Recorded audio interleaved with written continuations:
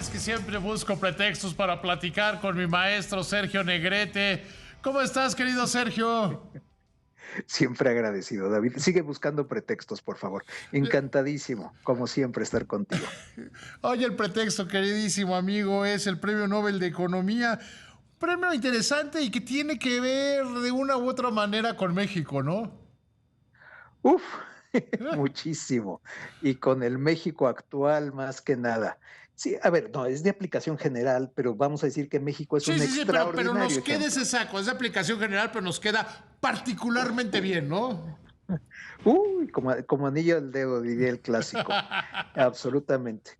Ahora, el anillo al dedo como el señor de los anillos, o sea, destructivo, malévolo, de película, pues. Pero sí, así nos queda este premio Nobel anunciado el día de hoy.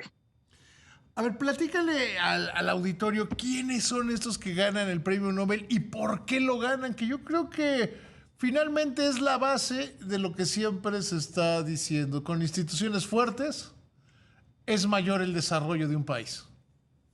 Sí, y tú puedes decir, oye, esto es muy lógico. Lo es, nadie dice lo contrario, pero demostrarlo, desarrollarlo, argumentarlo, probarlo científicamente, vamos a decirlo de esa manera, es una ciencia social economía, tiene su chiste, pues. No cualquiera, no es el primer Nobel de Economía que se da a la cuestión de las instituciones. Ya desde el año 93 o alguno, nada más que esa persona ya falleció. O sea, digamos que el padre. Los que continúan esto, que son, sobre todo es Daron Acemoglu, quien es de Turquía, originario de Turquía, aunque ya bastante estadounidense. Simon Johnson, quien es británico, pero también ya bastante estadounidense, y James Robinson, quien es británico. Son los tres quienes desarrollan mucho esta cuestión de lo necesario de las instituciones para el desarrollo económico, o si quieres simplificarlo, para que un país sea rico. ¿Y por qué? Pues la pobreza de instituciones o su inexistencia, pues te lleva a que un país no sea rico, que sea comparativamente siempre, por supuesto, pobre. A ver, pero ¿cómo es eso? O sea, creo que es un planteamiento obvio, pero de repente cuando vemos a los políticos destruyendo las instituciones como en México, y creyendo que eso es lo que va a generar prosperidad, va a generar control político, va a generar que estén más tiempo en el poder, pero no va a generar bienestar. No, efectivamente, pero bueno, ya diste en el clavo, los va a mantener en el poder. Y tenemos una prueba fehaciente de ello en la elección presidencial de 2024, bueno, y la legislativa también. Entonces, no les importa. Ahora, genuinamente, supongo que algunos, y estoy hablando del expresidente López Obrador, quizá con cierta sinceridad se creen que sus ideas son innovadoras, revolucionarias, transformacionales, de cuarta transformación, y que genuinamente van a traer una mejora, por más que la evidencia les esté en contra. Ahora, eso podemos dudarlo. Vamos a decir que les damos el beneficio de la duda, aunque no se las daría yo mucho. Uh -huh, uh -huh. Lo que es cierto, ahí no hay duda A ver, alguna, a lo mejor y ya lo sería dijiste. darles de las buenas intenciones. Pero Vamos a decir eso no quiere decir que sea lo correcto. no, no, no, y incluso las buenas intenciones las podemos dudar. Lo que no Sí. tenemos ninguna duda es lo que tú ya apuntaste, es poder, es perpetuarse en el poder.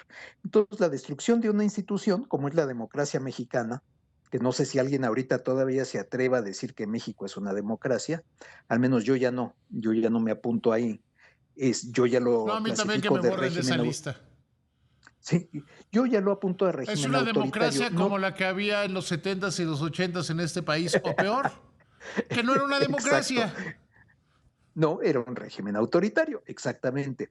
No usemos la palabra dictadura porque es demasiado extrema y es unipersonal muchas veces, ¿no? Entonces no es el caso, pero sí régimen autoritario. Ya estamos de regreso en los 70s, en los En 80s, la como bien dijiste, dictadura incluso perfecta. antes, como decía Vargas Llosa. Así, Entonces, bueno, pues para mí es un regreso a los 70s y los 80s, ¿eh?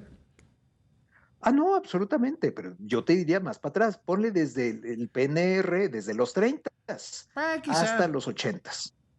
el priato, pues, ahora morenato. Y por cierto, con muchos priistas de viejo cuño, incluyendo a López Obrador, que fue priista hasta que le convino.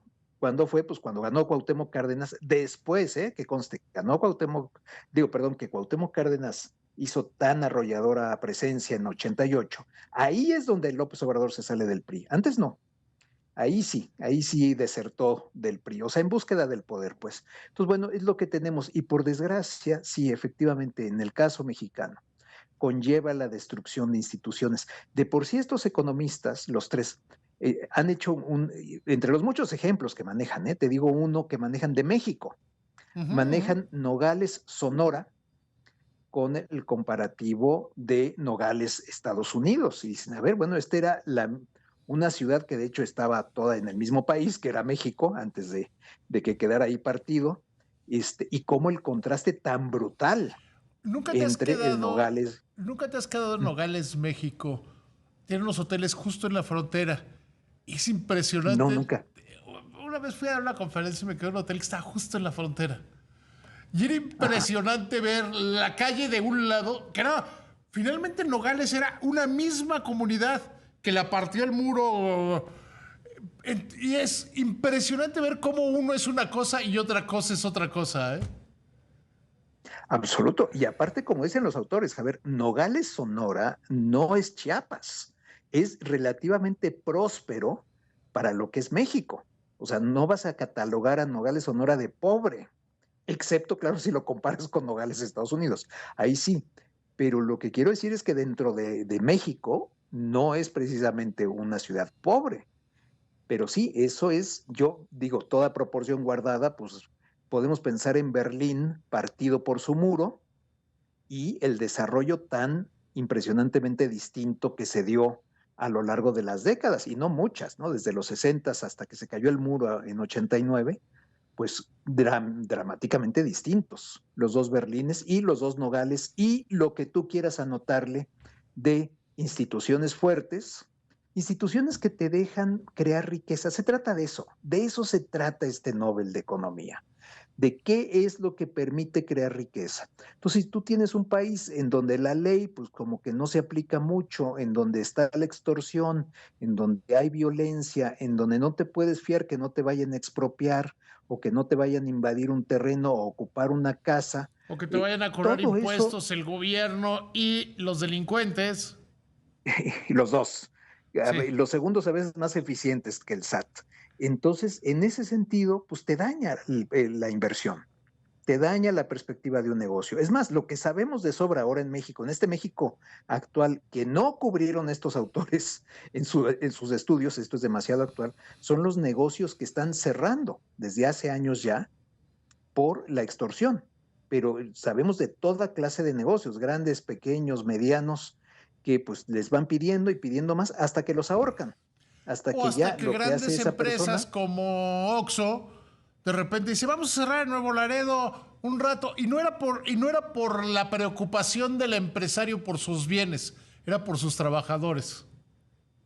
Aparte, no, es que es esto. A ver, a la hora que te llegan y te sueltan metralla en una parada de taxis, en un sitio de taxis, en Acapulco, porque no quisiste cubrir la cuota y te matan gente, es que es eso exactamente. O sea, el costo más brutal no es el financiero, es el humano. Entonces, o te amenazan a la familia, o no, tanta locura como la que estamos viviendo en México. Entonces, sí, somos un gran caso de retroceso, de destrucción de instituciones en vivo y a todo color. Lo estamos experimentando día con día en este país. Y bueno, pues que nadie se diga sorprendido que la economía se estanque, que no haya tanto crecimiento económico, que se desplome la inversión, que no llegue tanta inversión extranjera. Bueno, pues es un resultado lógico, natural de lo que está sucediendo en el México de hoy y que teorizaron tan brillantemente estos tres economistas. Sí, yo creo que es un gran trabajo y de esos que se deben entender bien. A ver, te lo pongo desde otra manera. ¿Dónde pondrías hoy una planta? ¿En Texas o en Nuevo León? ¿No? Exacto. Pregúntaselo al señor Musk, por cierto. Por eso es ese ejemplo. O sea, Sí, Texas, Texas si tú tienes esas dos oportunidades, pues es lógico que te vas a ir a Texas.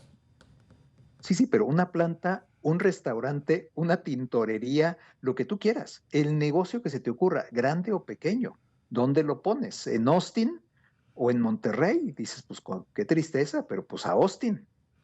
No hay para dónde moverse, ¿no? En ese sentido, salvo que de veras estés muy enraizado o tengas mucho, no quiero hablar de patriotismo, simplemente pues de que no tengas mucha opción más que seguir en tierras mexicanas, y es el caso de mucha gente, pero si no, bueno, pues ocurre lo que... Y no solo te vas a ir a poner el negocio, te vas a ir a poner tú, toda la gente que está saliendo de México. Sí, claro.